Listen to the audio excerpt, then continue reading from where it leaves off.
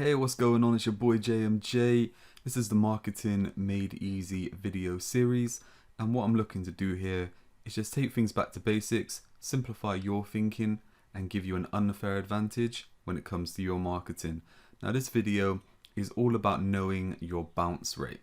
Okay, so your bounce rate is part of the data within Google Analytics. So hopefully you have a website and you have Google Analytics installed.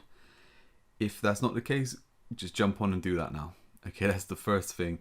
Go and get analytics installed onto your website so that you can start tracking what is going on. Okay, so what happens here is that a piece of code will track your website. So anyone going onto your site, wherever they go, all this data is being collected, and then that gives you reports that you can view what has happened. Okay, and you can view it in real time as well, but you can look at it from a day point of view, a week, a month, a year. You can compare it to month on month or whatever you want to look at.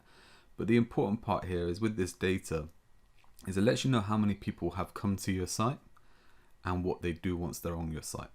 Okay, and once you have this data, you can actually see what's working and what isn't working. And that means that you can either tweak things to make it work even better, or you know where you need to pay attention to make things work better for you. Okay, and just to give you a really quick example, imagine if you're getting 500 people a month to your website and no one's inquiring, no one's coming through. You know they're going to a certain page, a certain sales page for a product or service that you have, but no one buys, okay, or no one inquires or anything like that. You know there's a problem on the site, so you need to work on your sales copy, your conversion. And the flip side is if obviously 5 people are coming to your website, you know you need to work on traffic and get more people to your site. So with Google Analytics, you get to know how many people have come to your site, so how many visitors. It will give you just that round number, and it will also give you a little bit of data about them, where they've come from in the world. You'll be surprised, but you will get different bots from different places around the world come to your site, different times that they come to your site as well. And more importantly, where they go. So once you log on within your desktop, you get the behavior flow, which is basically a tree which shows you where someone comes in, so which page they come in and which pages they go to and where it is that they leave your site.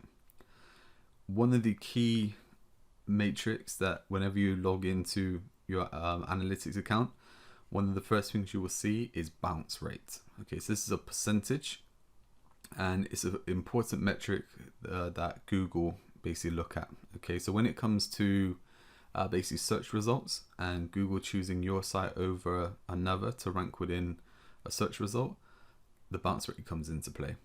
So your bounce rate is percentage. So out of 100, the higher the bounce rate, the worse.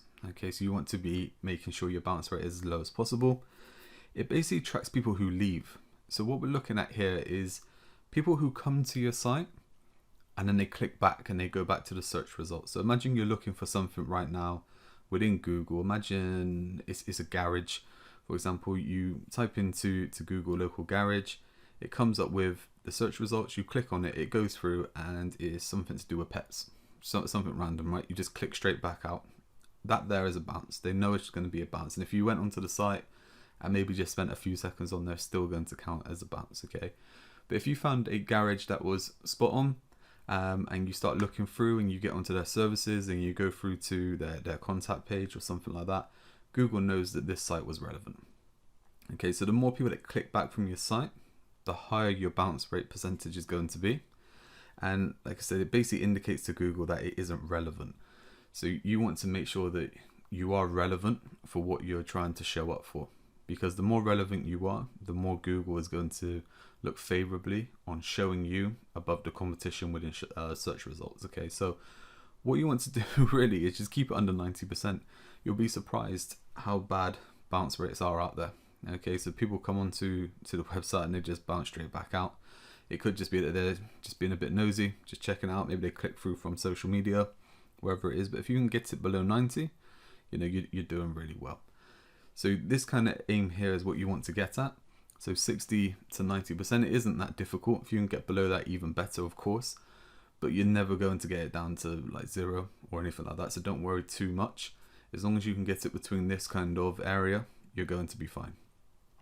Just a couple of things to mention on here as well is a lot of people today have one-page websites. So unfortunately, unless people spend quite a bit of time on that one page, Google is most likely going to see it as a bounce.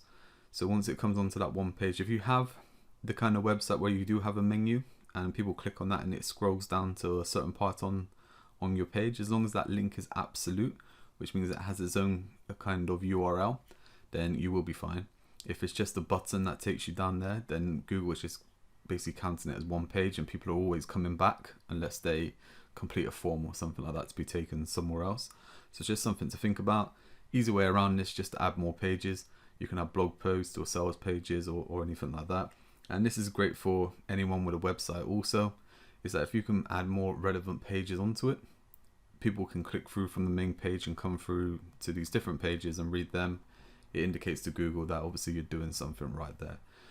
So that, in a nutshell, is all about your bounce rate on Google. So it's basically a piece of data that Google tracks to see how relevant your website is for people who are searching and going onto your site. What should you do? Look, make it as relevant as you can. We call what comes up on the screen when you go onto a website, we call that above the fold. And the more kind of engaging or interacting you can make that part there to make it more relevant to a search. So for instance, if you're, say, an accountant, you know, once it comes through, you want it to kind of say award-winning accountancy practice, or, you know, we help such and such businesses with their accounts, is that it is really relevant to someone searching. As soon as they come through, they can see that and they can start taking the next steps then to come through to see where they go. So all we want to do is keep it as relevant as possible. We want to keep people on your website, and more importantly, try getting them to move through different pages. So look, I hope that helps.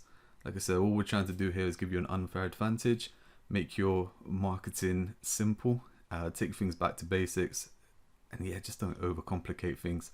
So look, I hope that helps, and I'll catch you in the next video.